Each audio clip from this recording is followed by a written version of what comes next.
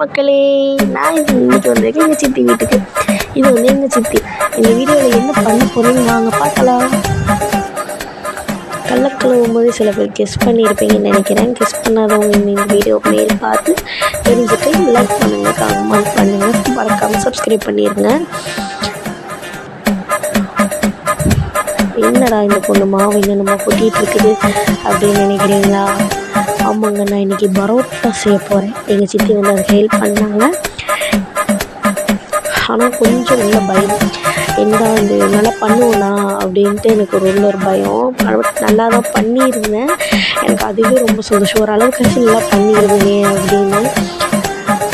மாவு பிணையிறது மட்டும்தான் என்னால் வீடியோ எடுக்க முடியல. பட் அது பரட்டுறதாச்சும் எடுப்போம் அப்படின்ட்டு பாப்பா வந்து ஹெல்ப் பண்ணால் எடுத்தேன். நான் ஏதாச்சும் தப்பு பண்ணியிருக்கேன்னா எனக்கு தெரியல. ஏதாச்சும் தப்பு பண்ணியிருந்தேன் கமெண்ட்டில் மறக்காமல் சொல்லுங்கள். எங்கள் சித்தி ஹெல்ப் பண்ணாங்க. கடைசியில் சுட்டு முடிச்செல்லாம் சுட தட்டி எல்லாம் சாப்பிட்டாங்க. தம்பி தங்கச்சி எல்லோரும் சூப்பர் அப்படின்னாங்க. குருமா பண்ணுறது என்னால் வீடியோ எடுக்க முடியல. பட் நெக்ஸ்ட் வீடியோவில் நான் போடுறேன். மறக்காமல் சர்ப்ரைஸ் பண்ணுங்கள்.